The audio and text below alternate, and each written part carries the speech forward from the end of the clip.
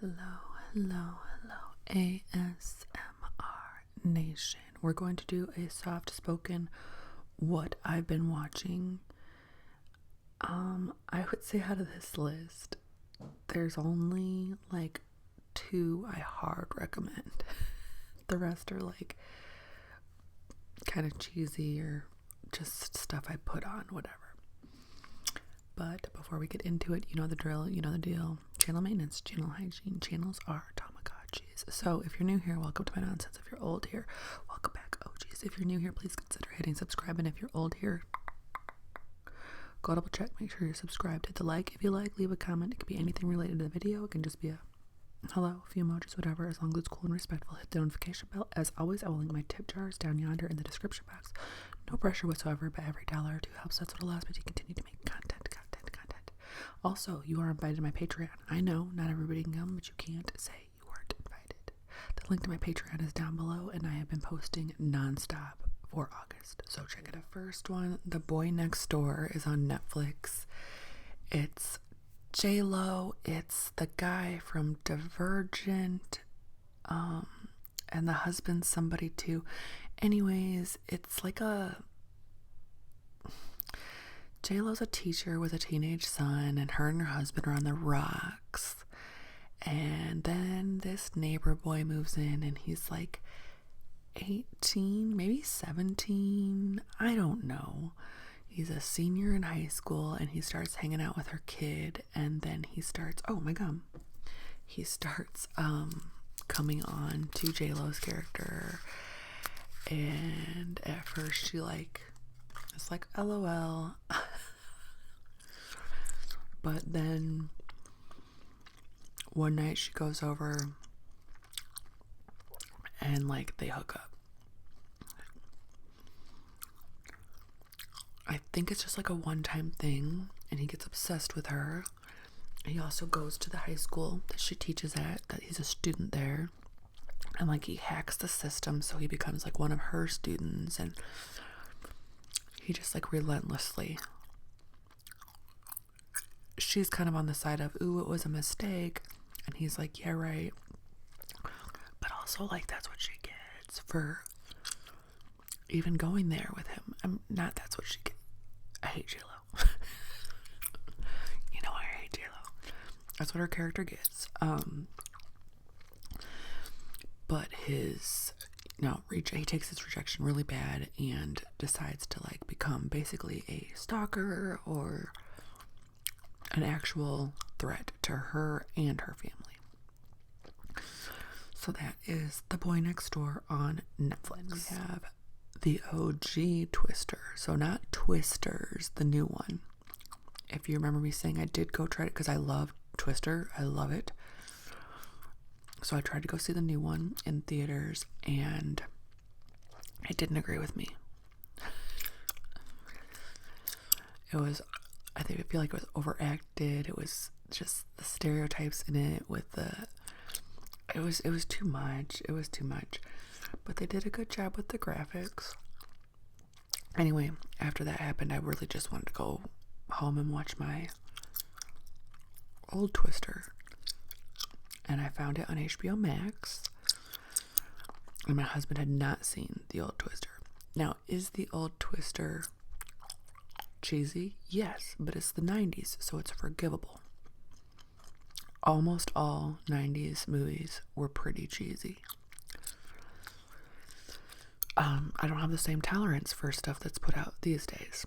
I think we've moved past that, but I still nostalgically can handle that kind of jokes that don't land, or that wasn't really, I can handle it in older movies. And the old Twister is Helen Hunt and Brian Paxton, rest in peace. And Brian's character, he's a newscaster now, but he's still married to Jo, who's played by Helen Hunt, and she's still a tornado chaser. So he comes back in town to get his divorce papers signed, and he's with his new girl, who is Star from Lost Boys, with the most adorable southern accent in this one. He brings his current girlfriend current girlfriend to go get these divorce papers signed. But the day that they show up, it's going to be like a big tornado day. So they're basically chasing Joe around to get these papers signed while they're chasing tornadoes. And then there's also kind of like in the new one, there is another team of storm chasers, but it's almost like flipped because I guess in this one, Joe and her team would be like the more country tornado chasers, and like the other guys are like the tech bro chasers. So it's kind of flipped from the new movie. Anyways, you get to go on all these storm chases with them, and Joe is just like dead set because of her past and things that happened in her past with tornadoes. She's dead set on like learning more and seeing the inside of a tornado so that she can make sure nobody gets hurt in the future. And here comes her ex-husband chasing her around, and then here comes his new girlfriend chasing him because she's like, what, did you get the paper signed? Are we done here? Can we go home? It's good. And to this day, nobody has rocked a white tank top the way that Helen Hunt rocked her white tank top in that movie. And nobody ever will. Actually, there's one picture of Angelica Houston. It's kind of like a mask picture where she's in like a white tank top.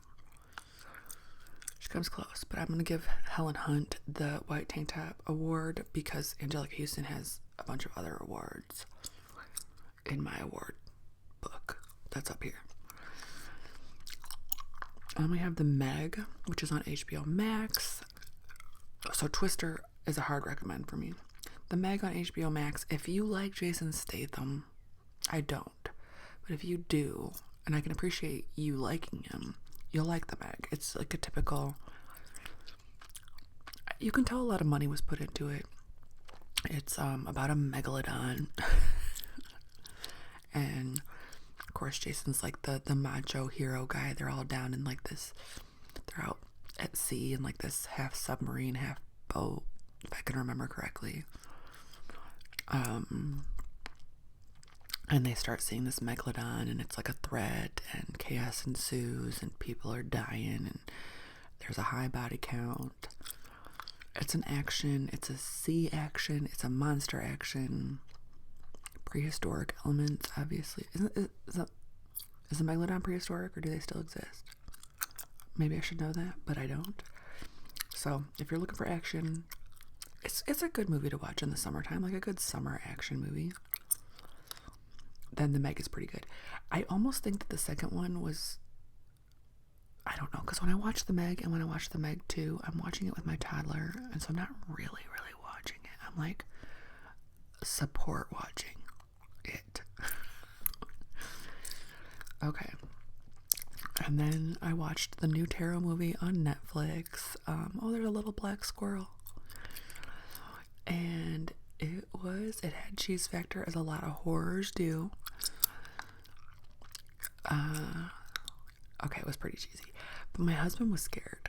He's not the horror lover that I am, and so he thought there was kind of a lot of gore, and I'm trying to think, okay, these kids, because I haven't watched a lot of TV, a lot of this stuff I watched like kind of a while ago, and I just didn't have enough to talk about yet. But I think these teenagers are at like a B&B, like a kind of crusty old B&B, and they find a tarot deck, and it's like an enchanted, haunted tarot deck, so it brings to life paranormal entities that are out to get them. If you like horror and you like any horror, you don't care, you'll like it. But if you're kind of picky about horror, you'll probably be picking it apart the whole time. But it is new, and it is on Netflix. So if you need horror and you gotta scratch the itch, it's there. Welcome Home was on Hulu, and it was with, is his name Aaron Paul from Breaking Bad, and then Emily Rata something, And they go overseas. Like, something bad happened in their relationship. I think she cheated, and they're going to go on this makeup trip to Italy. And so they find this gorgeous, like, chateau, and they're just going to, like, you know, come back from their infraction and spend time together. That's the idea. But there's still a lot of tension between them. And then she goes on a run one morning, hurts her ankle, and a neighbor drives by and he's like, oh, hey, I see you hurt your ankle there. How about I give you a ride back? But he takes her back and they're like chatting in the kitchen, blah, blah, blah. And obviously Aaron Paul's character is still like, what's going on? Because she already cheated. So he's like over the top, like, what's going on? What's going on? And assumes the worst, you know, like that she's flirting with him and stuff. And so they're weird. And anyway, the guy ends up being not a good guy. A predator of sorts. And it involves their Airbnb. It involves the owner of the Airbnb. I'll leave it at that. It's okay. It's on Hulu. Now, my next one is the hard recommend. It's so hard. Presumed Innocent on Apple TV with Jake Gyllenhaal. Who else was in it? Anyway, Jake Gyllenhaal is an attorney, like a state's attorney, prosecution,